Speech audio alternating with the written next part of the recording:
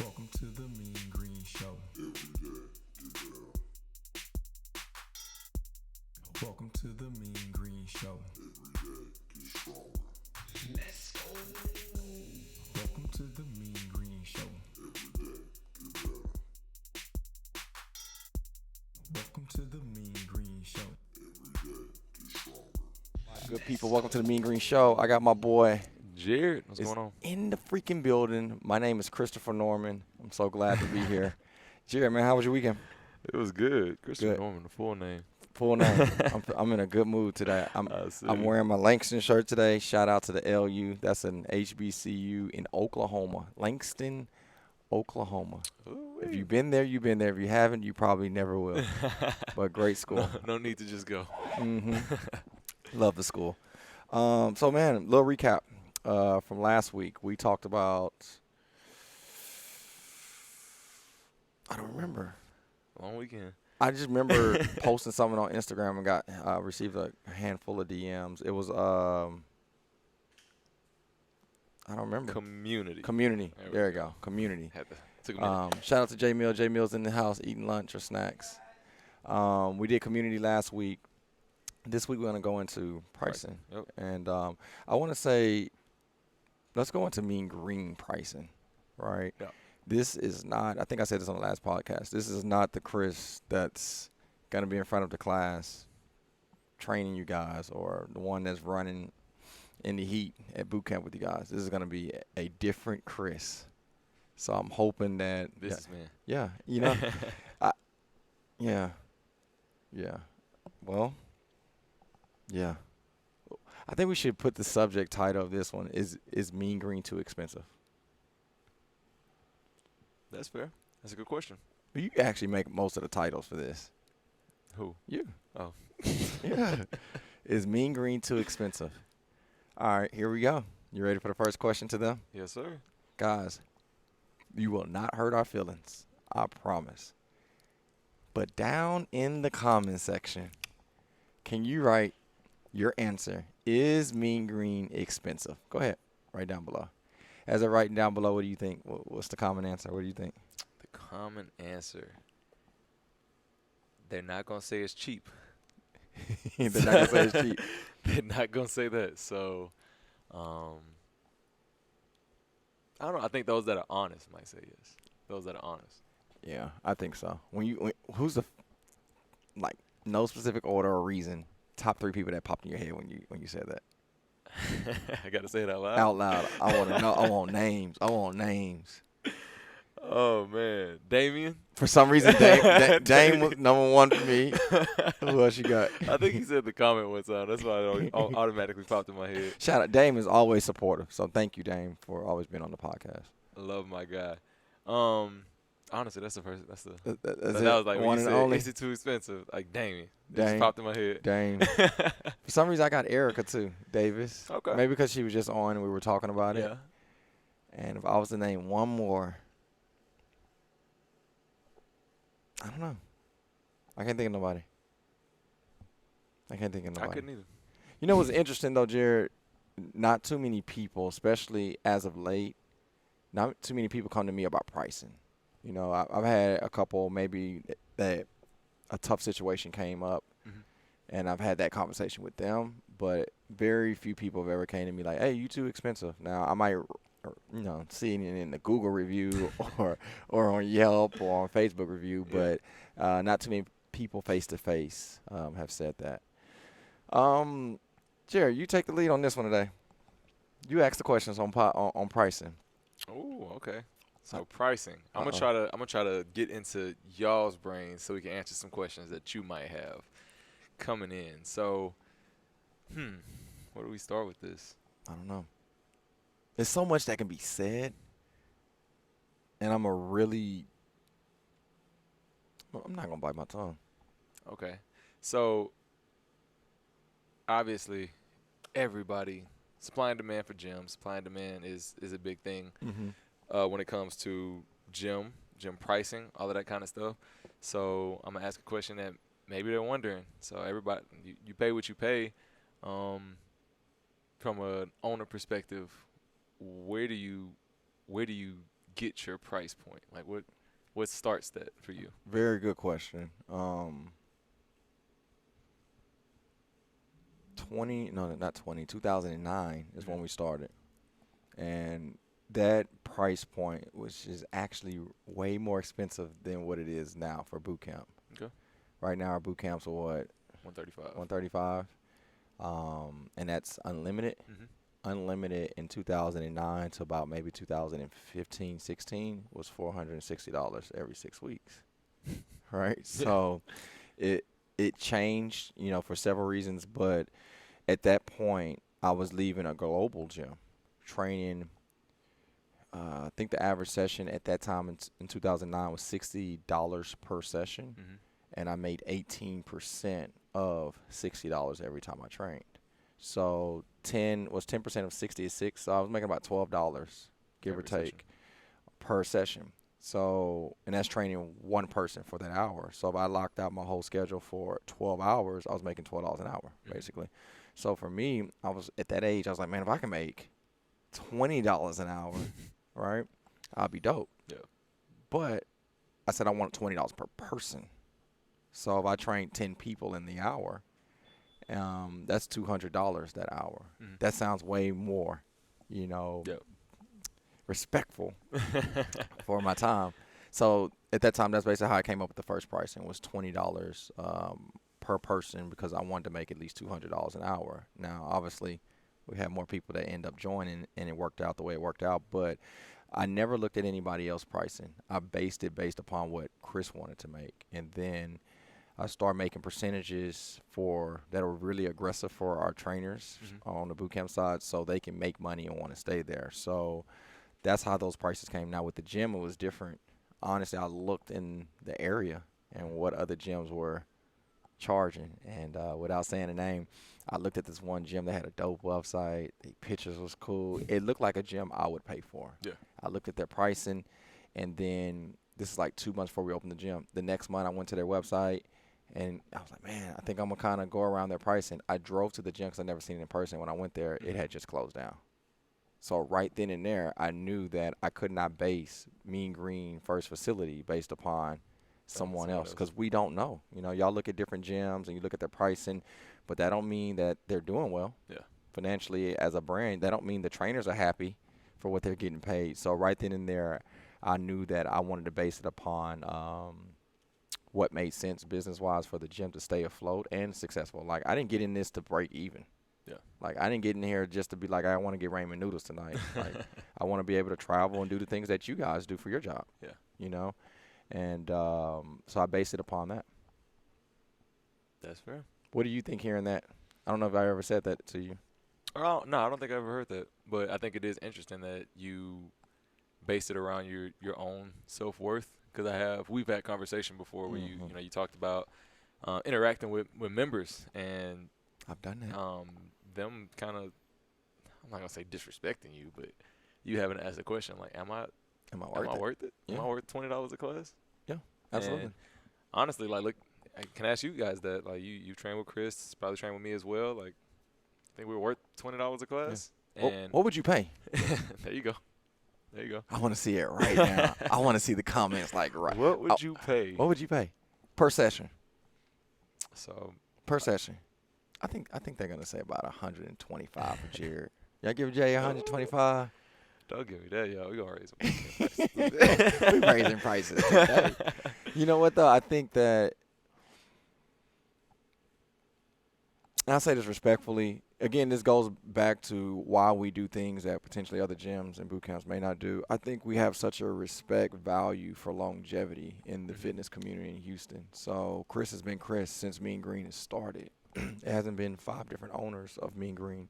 And because of that, there were some things that had to take place, right? I'm going to ask you a question. Okay.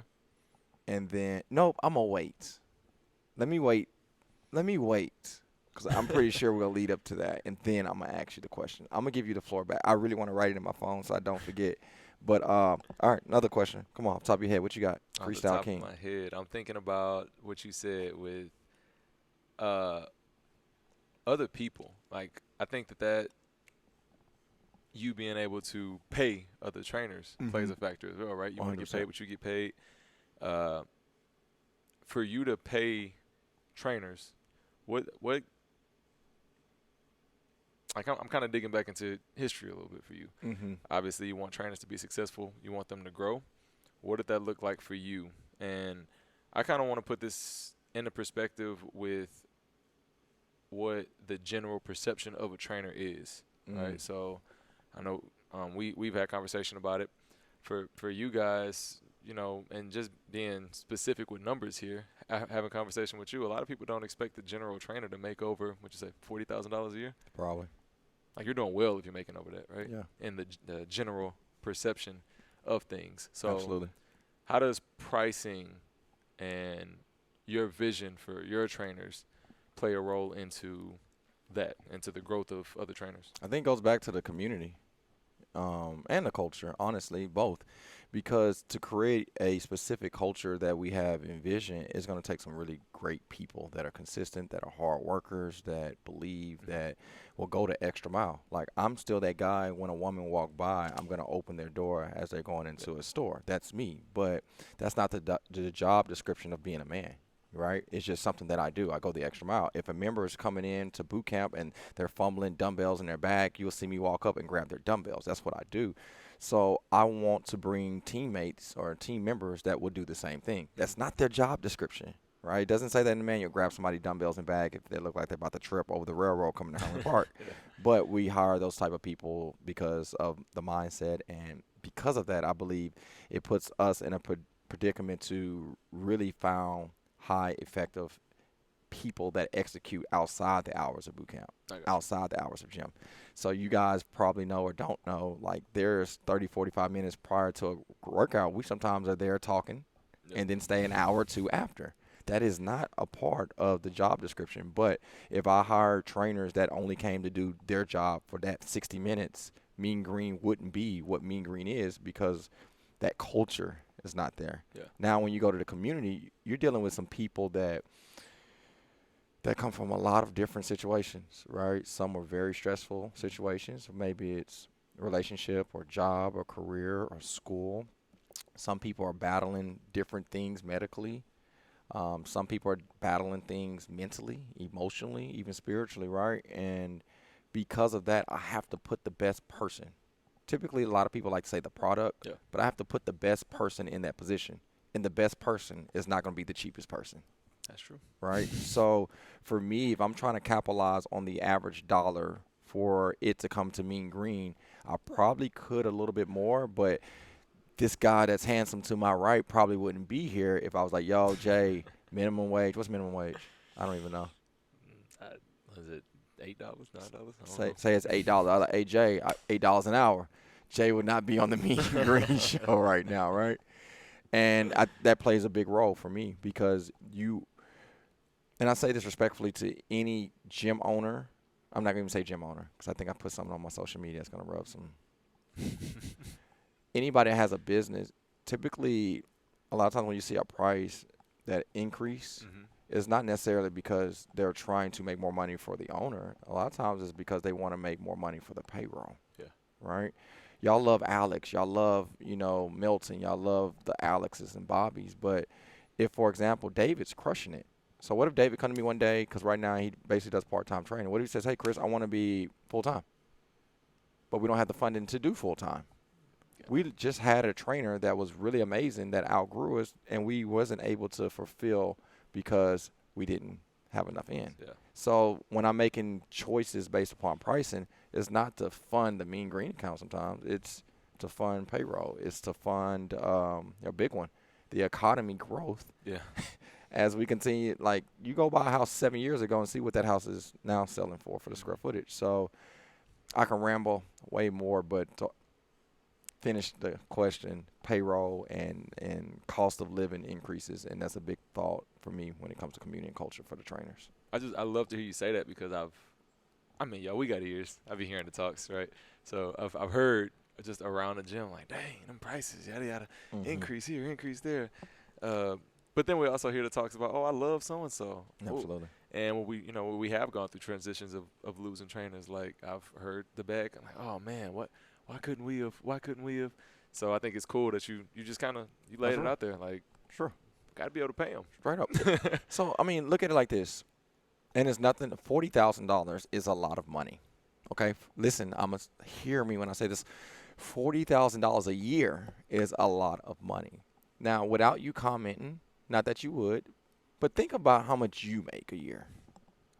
Think about that. How much do you make? Somebody's saying 40. Somebody's saying 75 right now. Somebody's saying 125,000. Somebody's saying 300,000. Whatever they may make a year. What does your household make? You got a boo? What y'all make together, right? Yeah.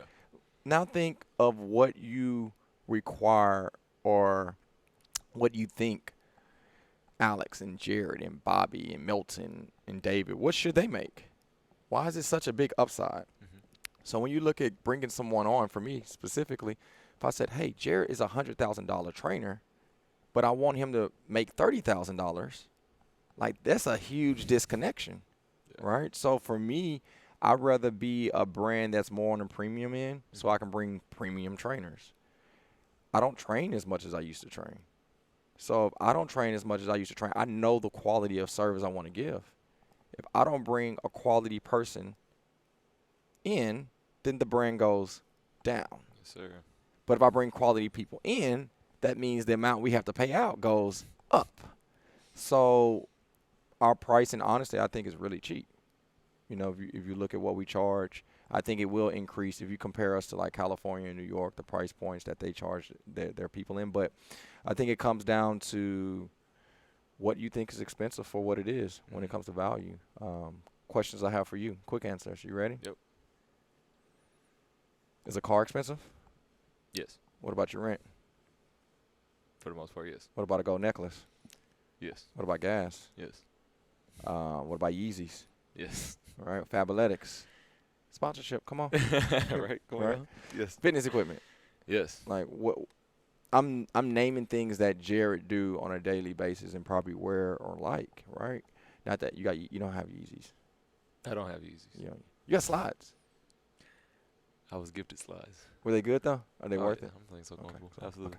So think of these items that we wear. Now, what do you wear? Is Louis Vuitton, Yes. right? Is Mercedes-Benz, Yes. right? Is Prada, Yes. Gucci shades and belts. Like Yes. we all buy these things, but we value them. And for those of you that aren't materialistic, eating out every day. Oh yeah. Is Papa Do's expensive? Yes. Um, Sunday fun days. Yes. right. Is Chick-fil-A expensive?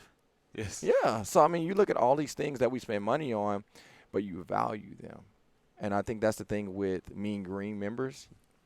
It's funny. Wes Clayton has never asked for a discount. Elisa Drain has been here for 12, going on 13 years old. Has 13 years and has never asked for a discount. And I think it's because they value us. Mhm. You look at the Paulettas, the I'm just thinking of people in the class, the Julies, the Wendy's, everybody that come to our classes that been here for over a month, 2 months, 3 months. Man, it's like we're part of their DNA when it comes to they payroll. Mhm. When I say payroll, what they car Yeah, note, yeah, house they spend note, out. like we're a part of it because they value us. And so thank you, Mean Green. Absolutely. But I wanted to answer that question really plain and really to the point. So hopefully it makes sense. That's legit. Legit. Comments. I want to see all these. I got a question for you. Uh-oh. As I'm thinking of questions. When you're looking at pricing, no, not pricing. When you're looking at a product or service, what's something you bought in the last year? Has nothing to do with fitness though. Just something you bought. Just anything? Yeah. Necklace? Necklace. All right. How many reviews did you read on 10, 14K, heavy or light? How many, like, what was that like? What was that experience like? I mean, I did some pretty good research. I talked to people, Mhm. read on it to see what was good, what wasn't. So when So- you went to the jeweler, Mhm. I struggle on that word. Jeweler? Jeweler. Yeah, jeweler. Jeweler. Okay. When I struggle on the word, my all the bass I try to talk with goes down. Jeweler. Jeweler. So when you went and you talked to him or her, Mhm. you already knew you wanted one. Yeah. It was no, I think, let me let them talk me into it. It was just, I want to get me one, but I want it at a fair price, Yes. right? Did you go in and hear your price and say, ooh, that's expensive, Yes. right? Did you talk them down, Yes. right? Did it work? Yes. Why did it work, you think? Because I was willing to walk. I didn't need it.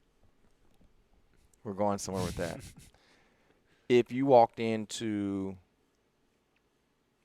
I don't want to speak anything to existence.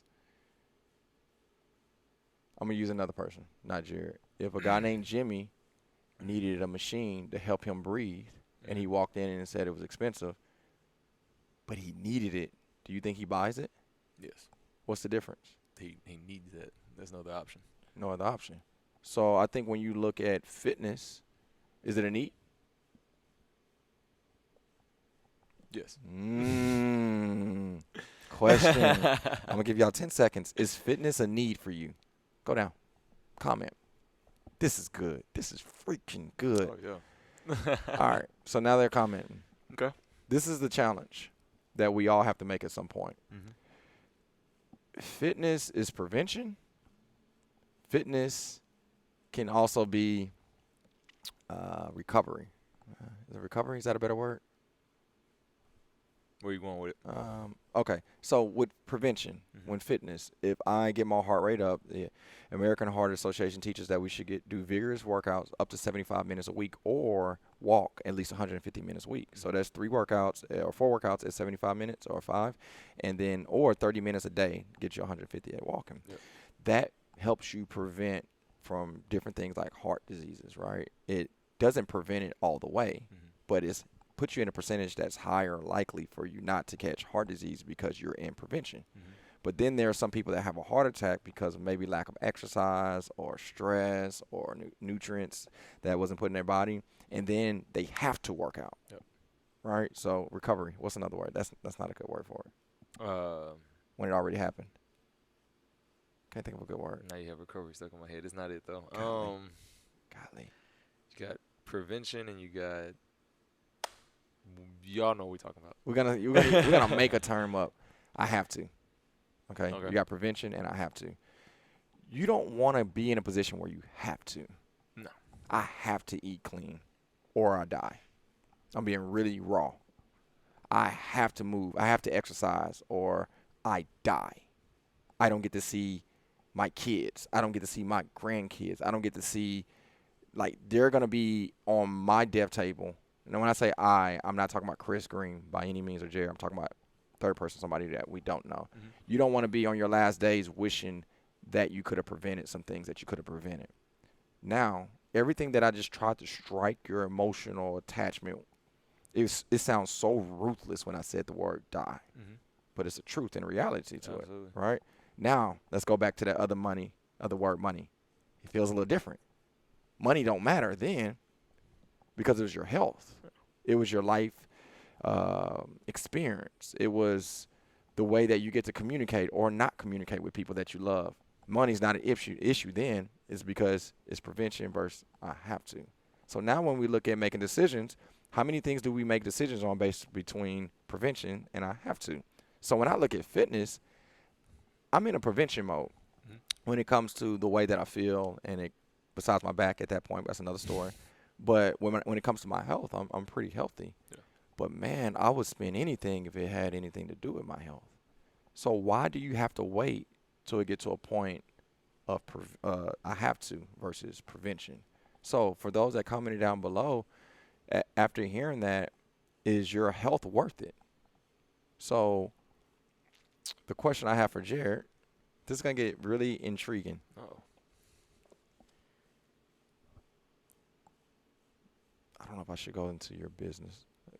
I'm going to go into mentor Chris, right, and Jared. Jared mentioned a couple times on a podcast in the past that you value mentorship from me and from whoever else, right? How much is that worth?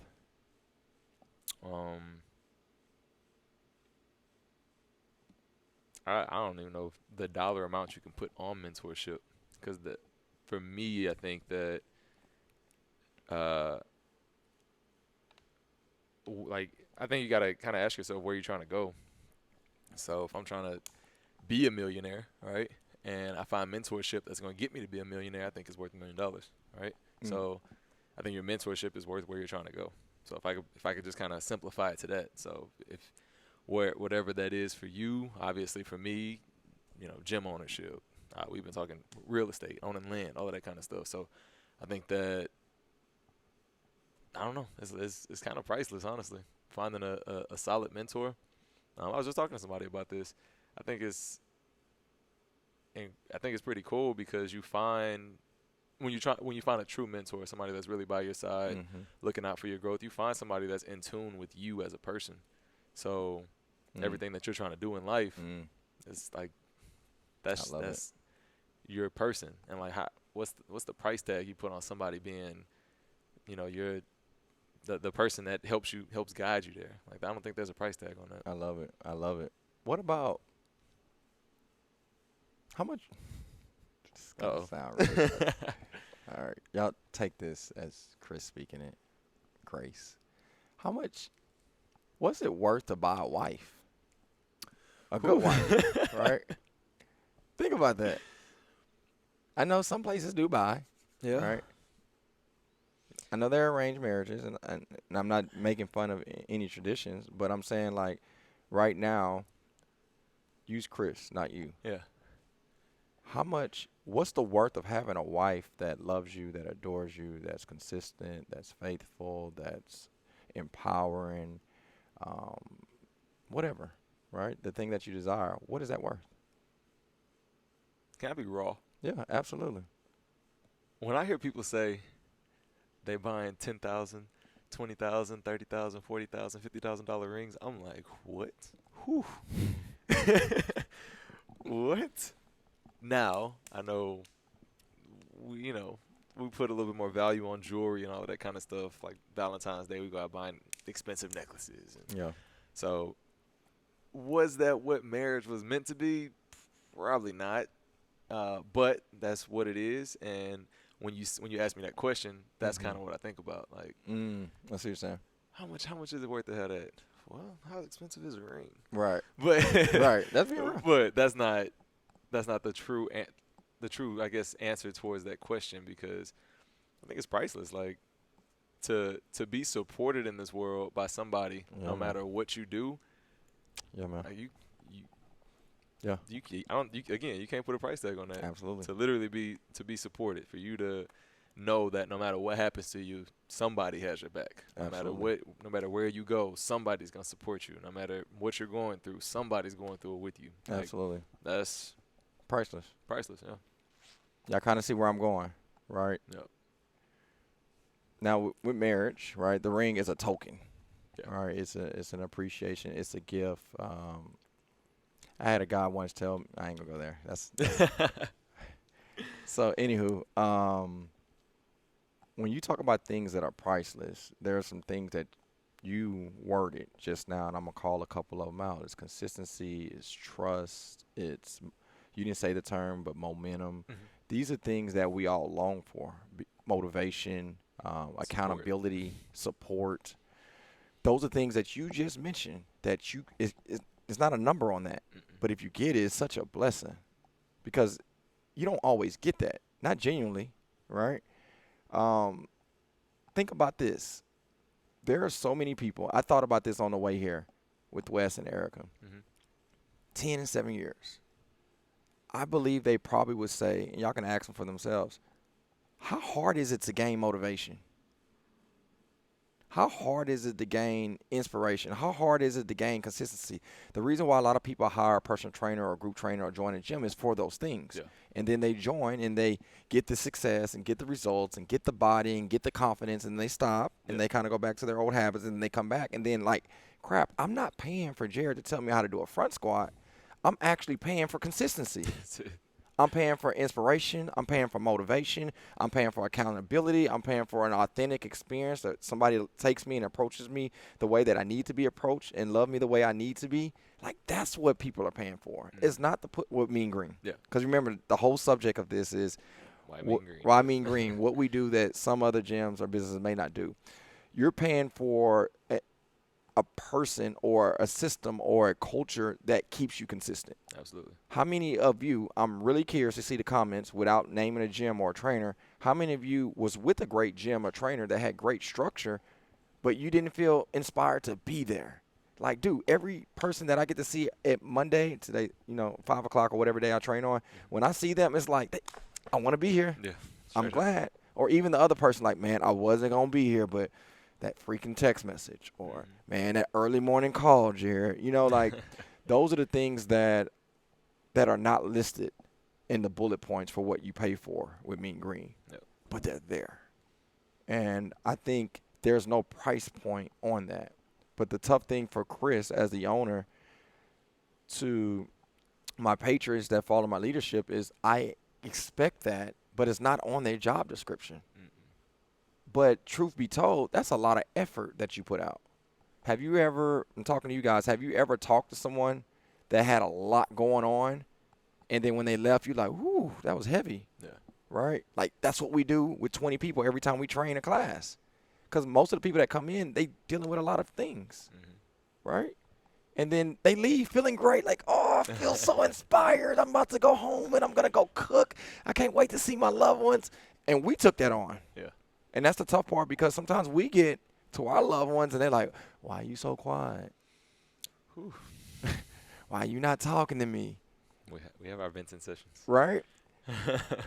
But it's the contract that I signed. I want to be able to give like that. So when people evaluate Mean Green or me as a person when it comes to $1, that's why I feel like it's priceless. Yeah.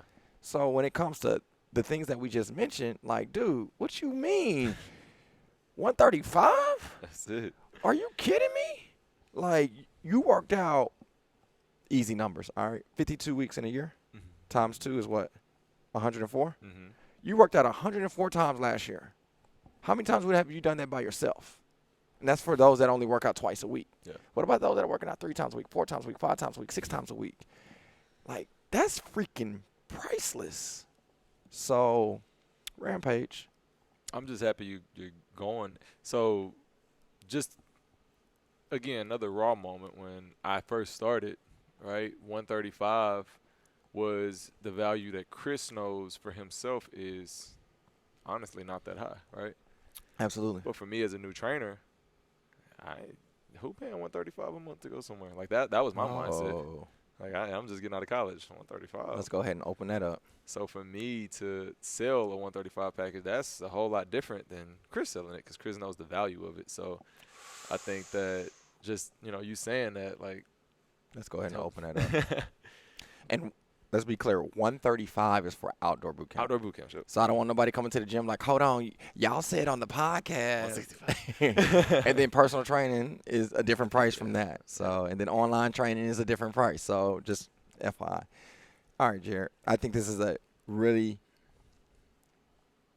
for me, this is going to be a really heartfelt moment. I'm going to be really transparent because I take it, for me to be who I am, for all those that believe in Mean Green System, this is personal because, and I'm not talking with members or community, I'm talking about with trainers. Every single trainer, including Milton, my brother, including Desi, my sister, every single person that came in didn't think they were worth the $1 that we asked for. Remember, I think Shanice was like, it was a PT session, and she was about to go down, like, instead of like being 80 or 100 a session, it was like, no, I need to do 20. I need to hold on. What you mean? Like, so there's screw it. When we come in as members, we deal with self-doubt, confidence. We deal with all these things, and you look at these guys and girls, and they empower you to be who you need to be. But they deal with the same thing sometimes when it comes to their career. So think about that. how discouraging. This is why I love Mean Green people. Shout out, praise break, whatever y'all want to call this little 10-second. I love the fact how they embody the system and love it so much, and they're so consistent. Y'all don't understand, for me, how important that is for everybody else under my leadership, because they would never tell you some of the thoughts when it comes to their personal career, but for y'all support and consistency, it means everything. So to tie that in together, Jared,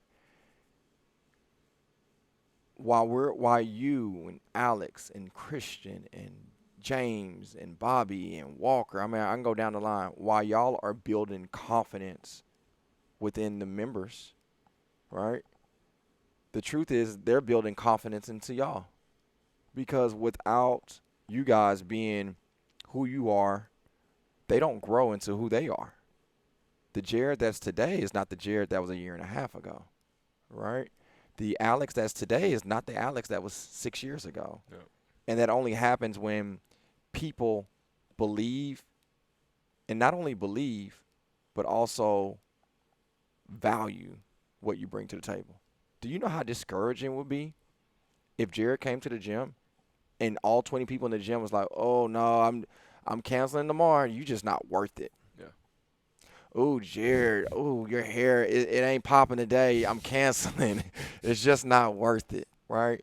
"Oh, Bobby, man, you didn't give me enough energy today. You're not worth it." "Oh, Milton, the music, you're just not worth it." Like, Yeah.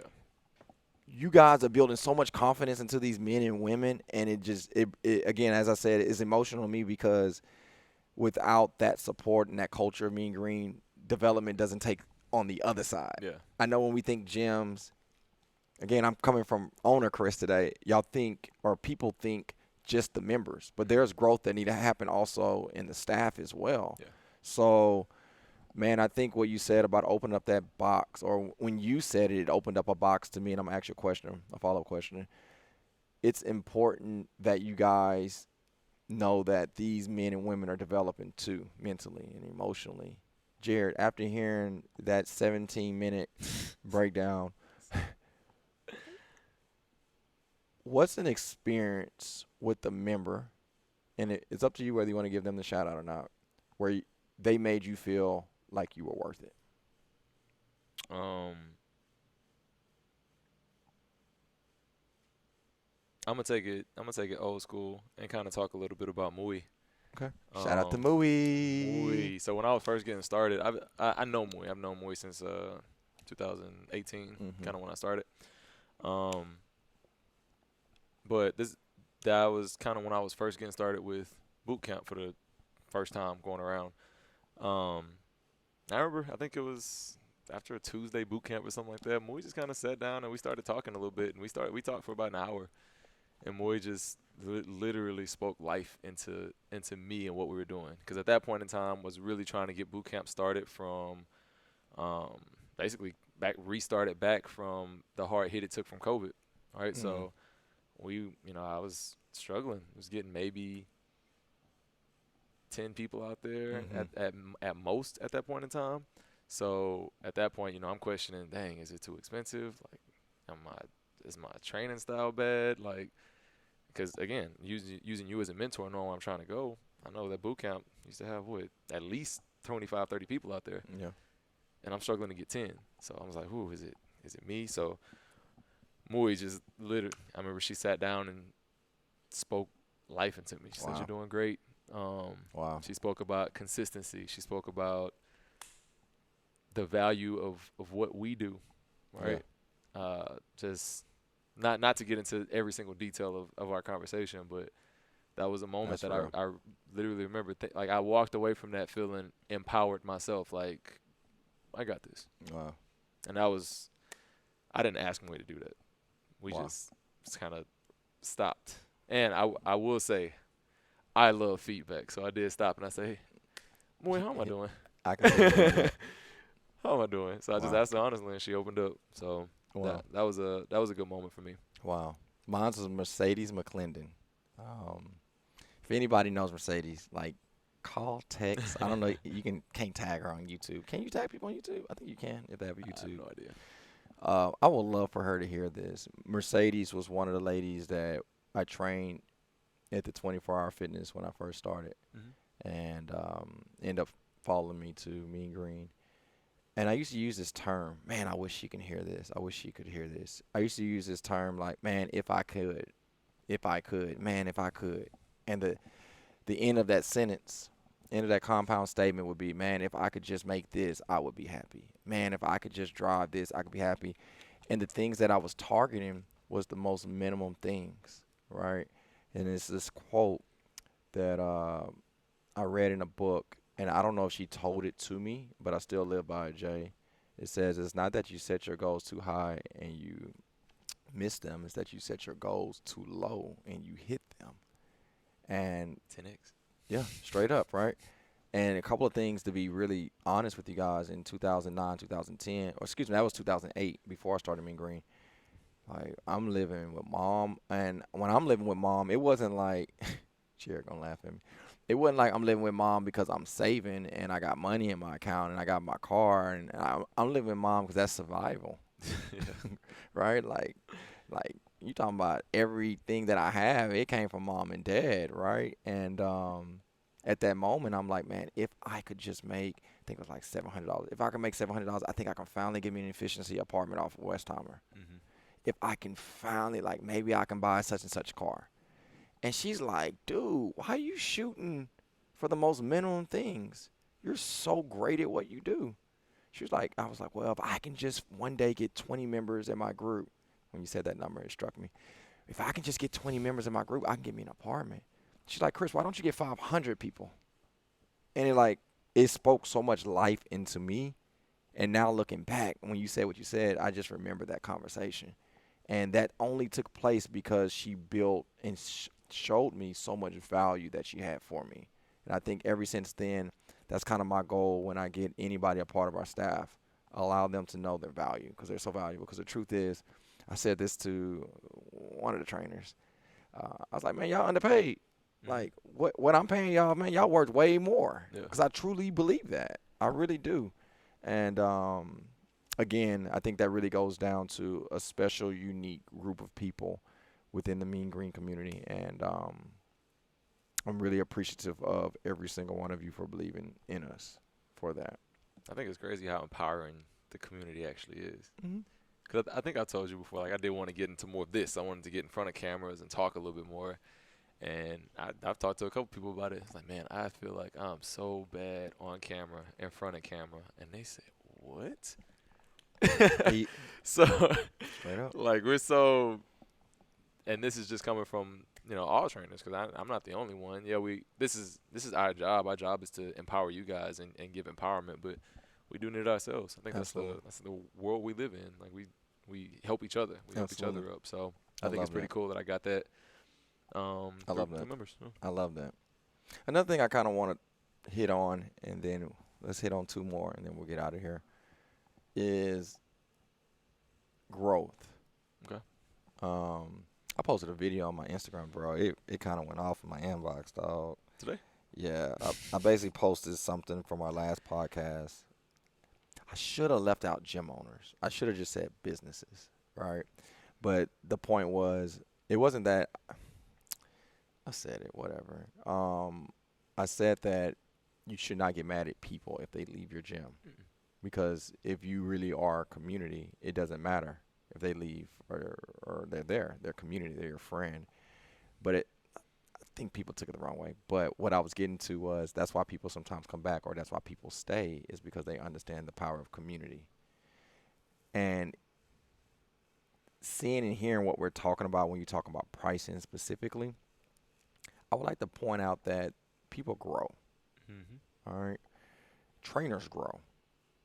And from a business perspective, trainers can outgrow the business. All right? There's been times where Ashley Perrott, one of the best trainers we've ever had, shout out to AP, she outgrew us. She got to a point where the system that we have now wasn't the system we had, 4 or 5 years ago. So like having the projection to be an owner operator, to have the opportunity to go further than that. It wasn't there. The vision wasn't. Mm-hmm. She outgrew us. So like for me, as a trainer, I want to always be there for members, to help them execute, to lose weight, to put on muscle, to defeat health issues, whatever it may be. I want to be the same thing for you guys, for the trainers, for the staff. And I noticed then was like, man, I need to grow and create systems and visions for them to be able to grow. Because at one point, if I don't, they're going to outgrow us. So if they're just here for an hourly job, right? They're here just to make, I'm making a number out, $8 an hour. They don't make $8 an hour, guys. If anybody, I'm just using it as a number. If they outgrow and they want $10 an hour, I can't be mad at them if they want more in life. Yeah.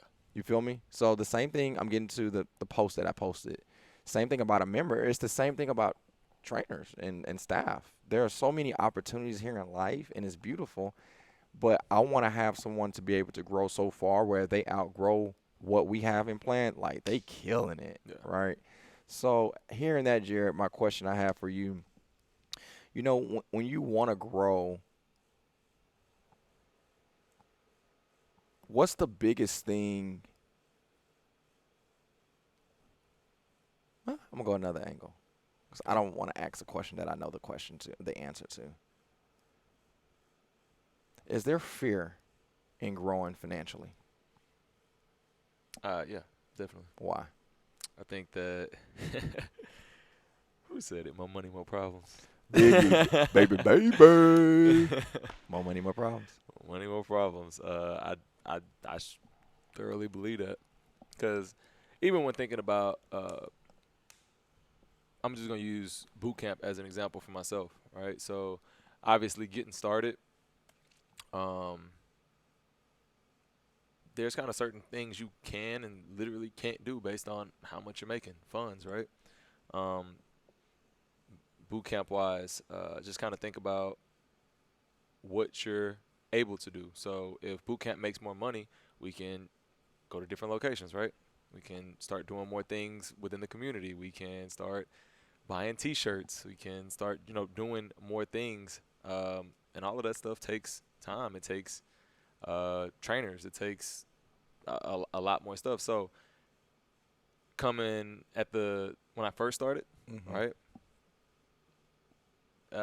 My biggest problem was getting members, right? But now that money is a bigger part of the picture, that seemed easy.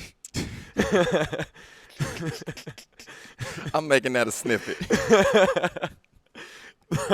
That was dope. That was actually really dope. Yeah, that was the easy stuff now. So like now, that was a moment for me, y'all. I wish I had that red button. That was easy.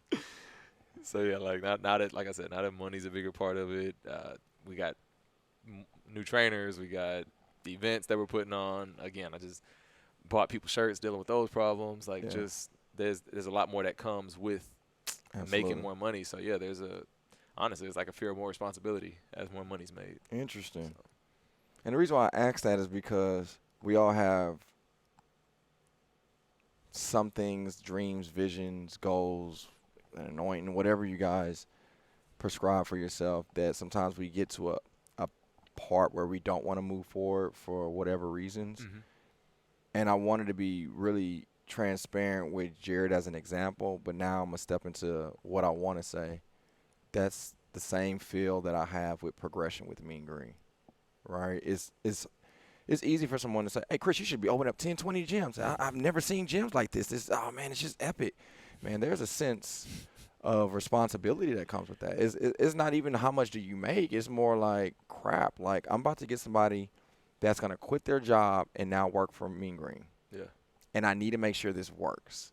So when you talking pricing and budgeting and stuff like that, I put a lot of pride, Jared, on saying this. I've never customized anything we have based upon what I've seen, but I customized it based upon where I want to live and how I want to live. Mm-hmm. And it's the same thing with anybody else that trains under our umbrella. We have spots where people are going to do this part-time, and they're just really passionate about it, and they love the thrill and love impacting people, but maybe they got something else they're part of that's really great, and that's good for them. And then there's the Jareds and the Alexes and those that are full-time. And I don't want full-time to be $40,000-$60,000 a year, and that's your cap. Like, you can't do nothing more in life. Yeah. Because if that's the case, man, I'm not Chris. I'm not able to empower you to the next chapter of your life. That's freaking boring to me. So, with our structure, having a trainer that go full-time head director or head coach, having the opportunity to be owner-operator for the gym, have the opportunity to get into real estate and owning the gym, just those steps. Now, once you outgrow that, job well done.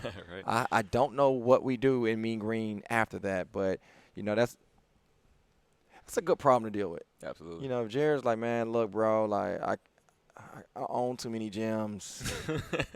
Real estate, oh, my gosh, like, I'm just tired of getting too many checks, like, I'm impacting too many lives, like, what I mean? But it's funny, like, we're laughing at that, but that is a challenge, Yeah. you know what I mean? Because the more gyms, the more systems, right? Absolutely. The more employees, the more systems, the more tough discussions, the hard challenges and decisions you got to make at Absolutely.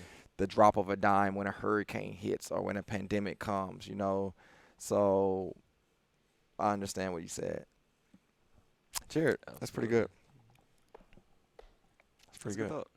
Jared, I have one more thing, but I don't know if I want to talk about it on this podcast. It's based upon the economy, but I'm going to give you the floor. If you have nothing else, we can wrap it up. But if you have any questions, I'm with it. What you got? Ooh, pricing wise. And as you're pondering, I'm going to talk to them for a little bit. Okay. Guys, I was a little nervous about talking about this when we decided we were going to talk about pricing, but I feel really good because you guys are amazing, and it's cool for you guys to see the other side. Mm-hmm.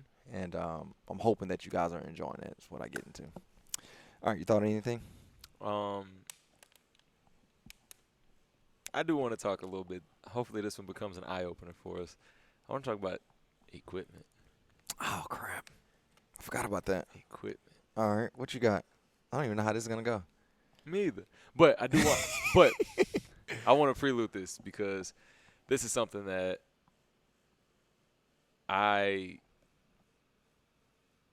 from my perspective, I didn't buy any of this equipment in here. I know the cost of it now, but I didn't buy any of it. I don't know exactly what the gym makes, but I do know that when things break, now from a potential gym owner's perspective, It's different. I'm like, ooh, that's a little pricey. When 3 bumper plates break, I'm like, ooh. When a bar smacks the ground super hard and that could different potentially sound. break, ooh. When a bike seat pops off or the roller drops down and hits the ground, like I see things a little bit different. But just so like from you guys, and maybe this will help your perspective as well. Every time that happens, I don't think I've ever seen Chris be like, "Oh damn." Externally. Externally. I'm messing with you. But Has Milton? I don't think I've seen him do it either. Okay. I don't think I've seen him do it We either. cut from the same. I personally think that has a lot to do with gym pricing. So I guess that's my question. Like, how much does the comfortability of being able to keep up with the gym play into the role of how much it costs gym operations and stuff like that? Great question.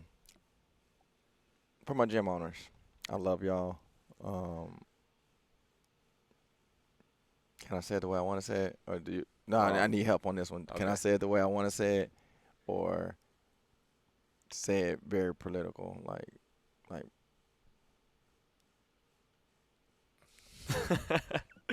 it's his response. I'm going either direction. You feeling a little uneasy after your last post? Oh, I love life. I'm great. I'm great. I commented back. Responded back to every DM. cool. Keep it real. The gym owners, I didn't say you, I'm in it together. We're really ignorant, right? Because the space of the boutique style fitness gym is less than probably 20 years old. The global gym is probably less than 30, maybe 40 years at the max, but that's when guys and girls wearing them spandex with the high socks and doing step classes for the thing. And then you had the meatheads that just did bicep curls and bench press the whole time. The evolution of fitness has changed so much, and it will continue to change so much going forward.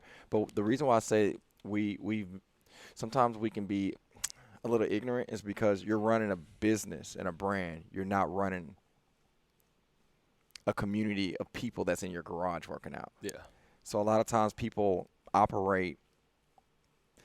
There's sometimes where brands operate where it's more suited for a community versus a brand that's growing. And what I mean by that, as I close my eyes and really try to watch my words, right, is because when a bumper plate, now I'm not saying I like this when it happens, but when something drops, I understand that's an expense and it's a business expense that's going to happen. Yeah. That's like you that own a business and you drive cars, at some point, tire, oil change, something's going to happen where it's a part of your business. The same thing as, I don't know, an attorney or whatever your career is. It's something that's part of the business or part of the career that just takes place. So for me, it'd be ignorant for me to be frustrated at a member, which is paying us, for us to have this trust that, hey, you pay us a good service fee for us to have a career, and we're going to give you a hell of a service for you to be consistent and empowered, right? So for me, it sucks when it happens, but it's like, oh well, like buy some more. And I'm okay with saying this. Like I buy equipment from local businesses. Shout out to FDHTX, great friend of mine's. I got Lee, and I bought equipment from Market, Bold, and GetRx. Those are 3 companies that are local in Houston. Now, you have other brands that are more national known, like Rogue and stuff like that, but I take a lot of pride in supporting small business owners that are local because we're a small business that's local. So, but I will say this. I'm looking back at a rack. That rack, one rack is probably just a rack. It's probably about $450 to $550. The J hooks, I think, are $25 a piece. So now when you look at each spot having 4 bumper plates of each size, bumper plates used to be 70 cents to 90 cents per pound pre-COVID. Now it's $2 or $2.50. So you guys do the math and see how much each station is with just the rig and the bumper plates. That's not counting the barbell. That's not counting the kettlebells, the dumbbells, the wall balls, the slam balls, the rowers, the bikes, everything that we have. But at the end of the day, it's an investment, right? For me, I invest quantity and quality equipment. So when somebody walks in, it's like, oh, true story. I've had people walk in and be like, oh, y'all got 10 bikes, not 2? Then y'all got 10 more rowers? Man, every person got their own lifting spot. Every person has their own barbell. Every person, like, yeah. Oh, y'all got TV screens? Oh, what is that? What's the mod zone? Oh, y'all got to see that. Man, y'all got music? Y'all got iPads? We can check in on the member app. Like, we really could run the business with 10 barbells, period. That's it. 10 to 20 bumper plates per size, period. 4 bikes, 4 rowers, 8 boxes. But for me, I wanted somebody to walk in and be like, I'm getting all this for $160. Right? Depending on what package you have. I'm getting all this. I'm getting Jair's, I'm getting Alex, I'm getting Milton, I'm getting Bob. I'm getting all of this and this service for $160. I'm winning. So for me, when it comes to equipment, service, softwares, if we can make it simple and better, I'm for it. But at the end of the day, a person got to value it. Because somebody can still walk in and say, I ain't getting enough. And I'm like, dude, you got an in-body scale right there in that corner. Do you know how much that freaking thing costs? The Fit 3D thing that I think it got flooded and messed up. But for expenses, man, I just think as an owner, you got to run. I'm talking to gym owners more so. You got to run your gym business just the way that a pharmaceutical rep will run their business. A dentist that owns their facility runs their facility. So just look at it from that perspective. And I think fitness is going to get a lot smaller with equipment going forward. That's the And I move. believe that the space of gyms are going to get a lot smaller going forward because of the economy. Yeah. And I'm trying not to go there. Gotta respond. To what part? You? No, I'm saying to what happens in the world, the economy. Gotta be able to respond. Yeah, you do. All right, just to peel a little bit off, right? The economy increases Mm-hmm. if the market's good, right? And we're in America. It's been pretty decent, right? I know we have our challenges here and there, but compared to other countries, we're doing really well, right? Houston specifically is doing really well. Yeah. When people that live on the East Coast or the West are buying homes without even seeing them, we're doing freaking well, right? So when you talk about commercial, right, whether you're buying or leasing, owners that own a building or selling a building not saying, ooh, the market's doing really well. Let's try to keep it really competitive and cheap for everybody. No, right? It's not how you win. Right. Right. They're like, oh, no, the market's doing really well. There's not a whole bunch of me's. So they're going to have to, when I say me's, I'm a storefront. I'm a metal building. So I'm going to make my price go up, and I'm going to try to be really competitive but a little bit higher so I can get the most for my buck. Yep. The difference with sometimes with gym owners, we do the opposite. We look at the economy and see everything going up, and then you try to go down on everything, and it doesn't work that way. That's when you lose great trainers. That's when you lose members. Mm-hmm.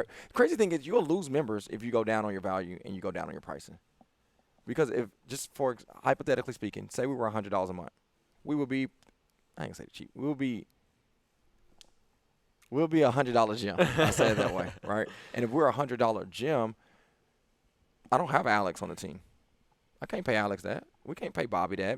Milton's not going in business with that. I can't get David here. I can't get Jerry here. So all that changes. So who's coming to train with us if the trainers that y'all love is not here? Yep. Nobody. So your gym price so low, you end up losing not just your staff, you lost your members. So that's interesting, right? So when you look at the economy, as the economy goes up, the gym business actually has to go up. Mm-hmm. The price of metal has increased. Look around. What do we have, right? Rubber has increased, right? Service, contractors, that's increased. So when you look at that, I think that sometimes people miss the missing component of running. It's hard, to be honest. It's hard to run an effective business model, but at the same time, it's not our members. It's not their job to know the ins and outs of how to run a fitness business. Absolutely. So I've always tried to put a lot of pride on that. I've never been the person, if somebody dropped the barbell, say, hey, that's $225. Or, you know what I mean? Drop the rower or let the handle go. Hey, that rower is $12,000. Not $12,000, but $1,250. But at the end of the day, man, you just got to – it's hard. I understand. It's hard. But hopefully I've never did anything weird like that. And I do that because if my mom came to a gym, it's not her job to know how to do the rower effectively. Or she walks in the gym for the very first time, and my mom would be, how old? She'd be 77 this year. She would be 74, 73. So you get a 73, 74-year lady come in, she gets on a rower for the first time. Her heart rate is at, 90% of her max heart rate. Yeah. She's going to drop that handle. It's going to So I would be pissed at Jared if he charged my mama, why would you do that? No. That's not a place I would want my mom to be. So why would I do that? Yeah, that did cost money, but, Yeah. you shouldn't have had on a rower going. That's another story. But, I'm going to stop right there on the economy, I think. I like that. I like how you talked about just creating value. I did have a chance to talk to another gym owner that was actually he was talking about value with me, and one of the things he said was kind of similar to the track you were going down, but he said, I will never let somebody come try a class for free ever. He said that's a great one for them. Don't lose your thought. Guys, do you think that's good, letting people come in for free or very cheap for like a week or two or a month? I'm curious what they're going to say. Keep going. Based on he said it devalues what we do. That's good. All right, because it's all right. We're still talking about pricing Yeah. as I cross my leg and put Yeah. my calf legs down. We're still talking about pricing, right? Mm-hmm. So you got a price for potential members to pay a one-time fee or subscription base, Mm-hmm. but then you have trial pricing, which is really difficult. I get a lot of questions sometimes, Jared. Why are you not on ClassPass or other things where I guess you get more exposure? I have to agree with your guy. Or was it guy, girl? I'm sorry. It was Guy. I have to agree with your guy, man. It's a really thin line between trying to spend marketing dollar to get people in versus whatever, bringing a culture in that's not your culture because of the price point. That's as plain as I can say it and as nice as I can say it, right? And there, no, that's it. That's all I'm gonna say. It's crazy because as for boot camp, when I first started, Mm-hmm. free. I'm not gonna say it was the way to go, but it was one of the easiest ways to get started. People in. Mm-hmm. Right? But I did hit a point where, talking to people, it was like, okay, free is not helping the valuation of what we're trying to do. Yeah. So I thought that was pretty cool getting that from him. Obviously, we talked a little bit too, because you suggested it to start. Yeah. You're going to have to go do some free boot camps. You're going to have to – that's how you get started, all right? That's how I got started. Because you got to get exposure. But Yeah. I think, like me and Green, the gym, we're at a point where, don't get me wrong, you can always gain more exposure, but we're at a point now where value It's more important. is really more. It's much more important. 100%. So That's why people stay with us. Like I think when Wendy walks into the gym or Faye or whoever it is, they like, I'm a part of this. yeah, You know what I mean? Like it's so much value and respect that it's exciting. And then there's a part, honestly, it's a part of being exclusive. Yeah. You know, you got that exclusive feel to our gyms and boot camps. I mean, at the end of the day, if anybody I know it sucks sometimes, and hopefully you never experience it. And if you do, hopefully after hearing this, it's more understandable. If somebody walks up to the gym, we got a class going, and you got a trainer, he got his headphones on, there's 20 people. Same thing at the boot camp, you got 20, 30 people at Herman Park, you got it going, and then somebody walks up like, hey, I want to join. Can I just jump in? We don't want to be mean. We want you to be a part of it, but is that fair for the people that's currently training? Now, I've experienced that and done the wrong thing, right? But it throws things off. Yep. They're not prepped and warmed up and ready to get into the workout. And they honestly probably will have a bad experience based upon not having a system and having that exclusive feel like, hey, yeah, our class is packed. Yep. We're going to get you a membership. It's a process to get in here. But when they get in here, because they went through that process and they felt that exclusive feel, it's like, oh, yeah, well, I thought I was going to stay a month, but let me stay a little bit longer. Yeah. So I think that has a role to do, play a role to do with it. But also I'll say this too, Jay. Pastor Sean said something yesterday. We were doing the Lord's Supper, and he said there's a strength exchange. And I'm not trying to relate Mean Green to the Bible by any means, but there is a strength exchange that takes place between member and trainer. And I think what I learned from my older sister, Shanna, she told me to call her wiser sister, my wiser sister, is that you want to be excited when you go to work. Mm-hmm. You know what I mean? Like, can y'all imagine a boring and pissed off Chris every time y'all show up? Have y'all seen a boring, pissed off, irritated, frustrated Chris? Think about that. And part of that is because, and I'm proud to say this, I get paid well to do what I do. I get paid well to do what I love to do. Mm-hmm. So it's nowhere in the world that freaking Faye and Allison and Mooey's going to walk into a class and get half-ass energy. Yep, you're going to see me yelling across like you're gonna see me yelling across the room like I get paid well. Straight up. Moe! Hell yeah, I'm excited movie here. You know what I mean? Think about that. Like, my boy Joseph walk in. Joe, what he do, Joe? Because I'm excited because I'm getting paid well to do what I do well. Yeah. Imagine Chris not getting paid well. More of a struggle. Imagine Jared. Jared wake up early. Not early, early. And he on 10 by the time y'all get there. Just imagine if he didn't get paid well to do what he do. And I think that's the strength exchange. Yeah. Right? It's such a beautiful exchange for us to price it at a point, which I still think is undervalued, but it's priced at a point where we're excited to be here. And just think what you do for a living. Like, would you be excited to go to work? Are you excited to go to work? Right? And the same way you go to work is the same way that I want David to go to work. The same way I want. What's up, Ash? What you leave? What you leave? Hey. On Friday. And you couldn't get in where you need to get in. She found them. Shout out to Ashley Brooks. That's my girl. Good seeing you, Ash. You're on the podcast now. You got to watch it. She almost ran into the door. I know. I forgot what I was saying. Oh, I had something I was going to say, too. I forgot. That was it. But that was it. Strength exchange. Strength exchange. Excitement. Oh, them. You know, like we want, what engineer wants to go to work underpaid? You know what I mean? Like, I have so many people that I'm super close with, and I just think they're underpaid as educators. And sometimes they get pissed. Like, man, I'm here longer than the requirement is, right? And I think sometimes that's why when I see towards the end of the academic year, sometimes they just seem so beat up. Is because, number one, they put in a lot of hours and effort, but you double or triple the amount of pay that an educator made.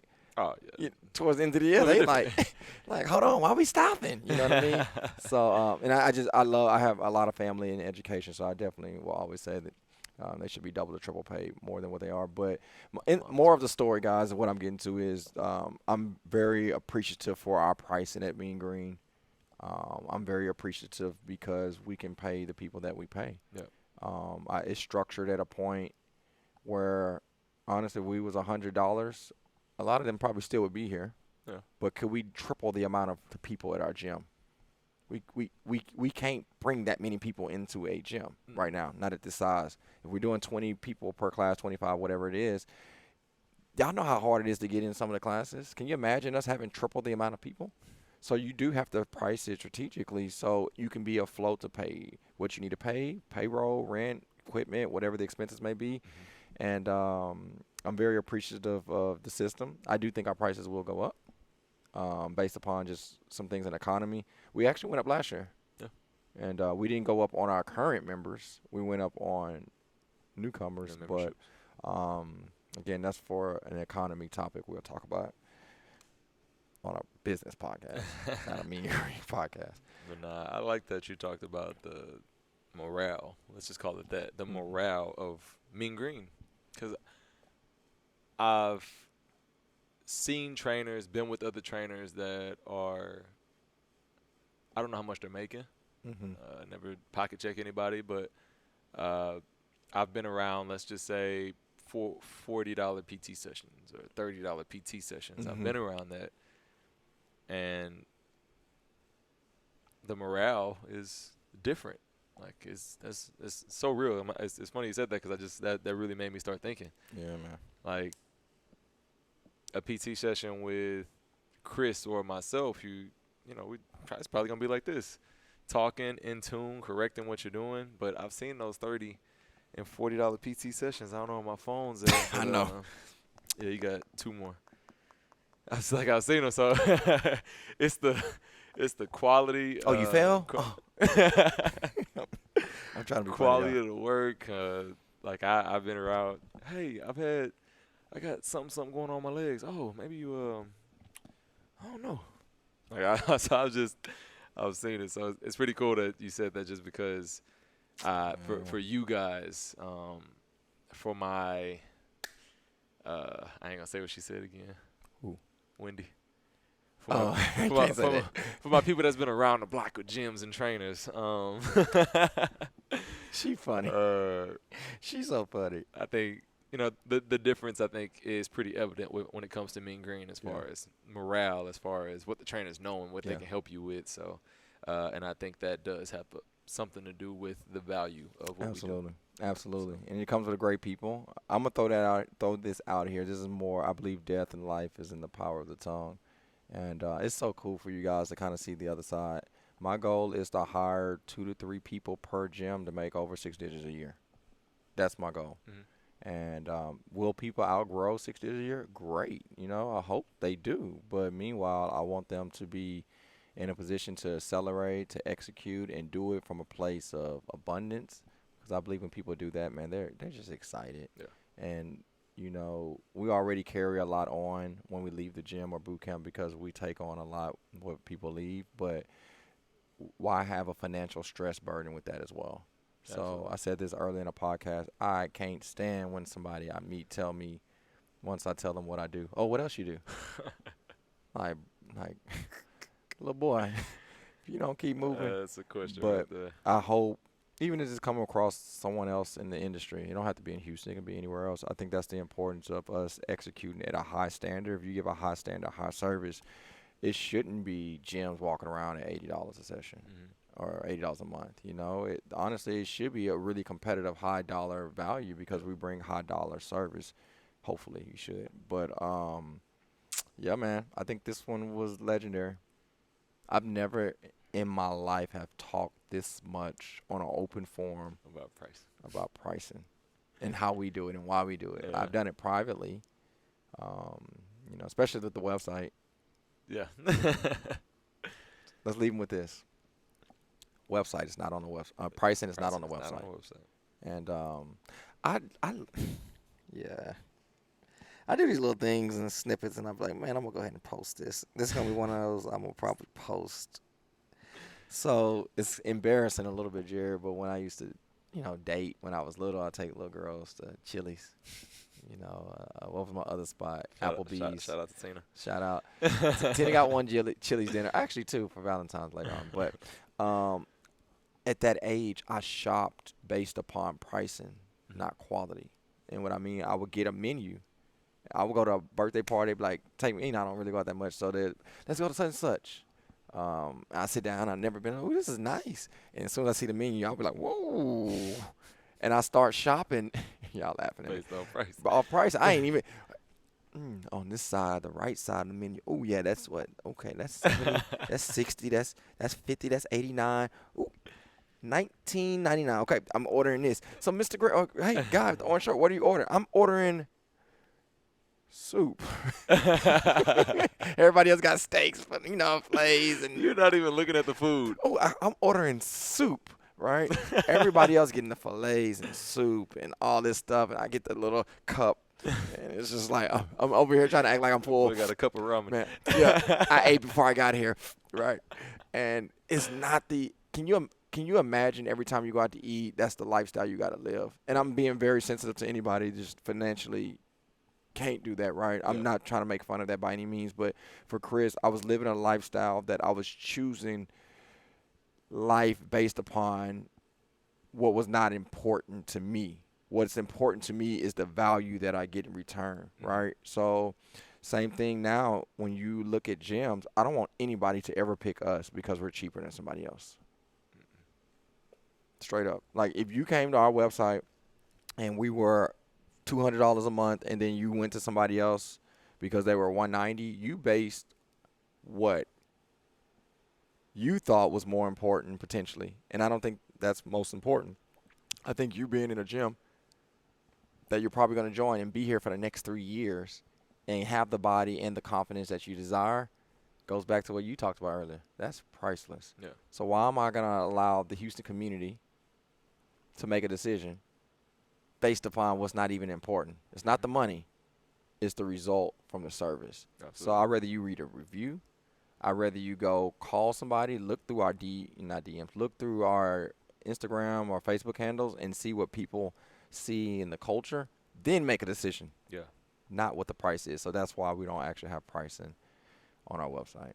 So man, I love that. And actually, from a business perspective as well, I have gotten to the point when I first started, I made the mistake of when people ask, I told right? How much boot camp?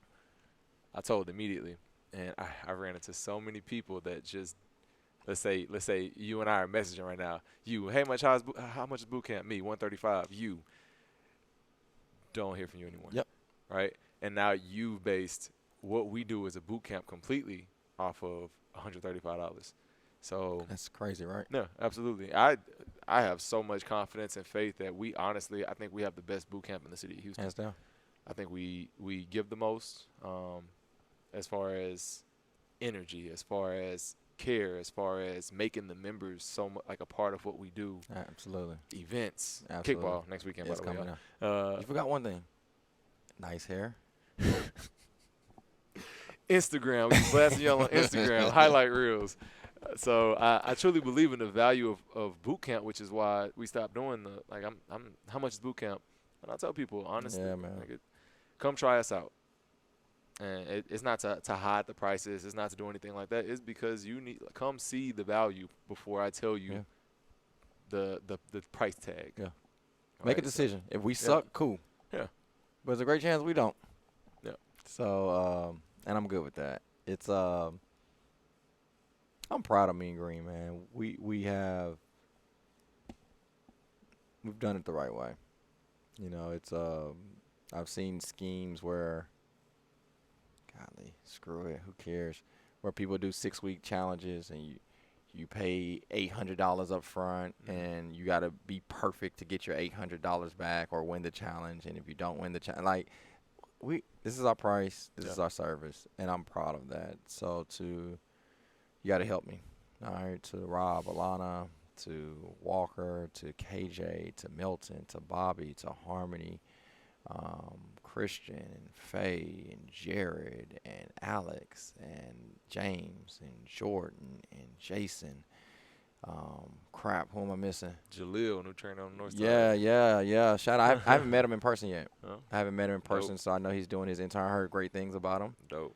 So can't wait to meet you. I said that country, mate. That ain't even country. But I can't wait wait to to meet mate you.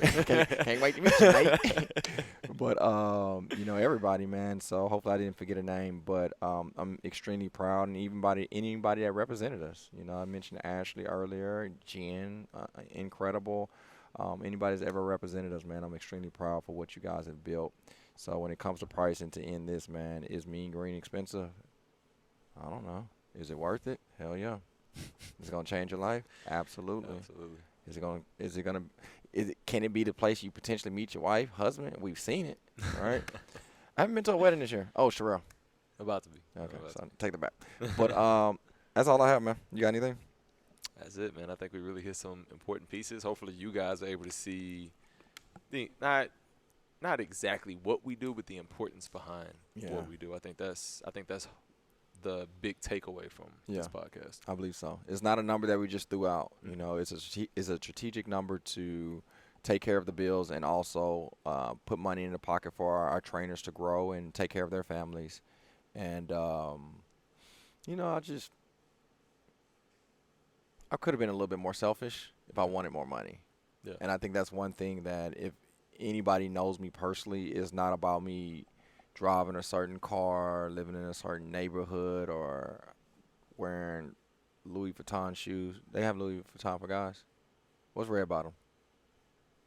Okay. So it's not about shoes, right, for me. So it's just like, for me, I have the opportunity to take care of my family and travel and put my kids in positions to find success. Yeah. That's all that matters to me, right? So selfishly, I could train way more and make way more money, right? Yeah. I could do a lot of different things when it comes to equipment, right? But that's not important. You know, it's cool to see the staff grow and have opportunity to grow further. It's cool to see members come for 3 months to 4 months, to others that are here for a year or two, for others that are here from 7 to 10. And I honor that. So to you guys, man, we really appreciate that. Absolutely. Cool. Well, this is episode 3 in the 3. series. What do we got next week? Do you remember? Or you want to keep it as a surprise? We're going to have to keep that one as a surprise. All right. We're going to keep it as a surprise. Other than that, guys, we have kickball coming up. If you're watching this in the month of August, we have kickball coming up. August and we have school supplies that are being donated to a school. Yep. that's in need, and it's not just school supplies, also hygiene products as well. So other than that, man, we love you guys. Yes, sir. All right, y'all take care.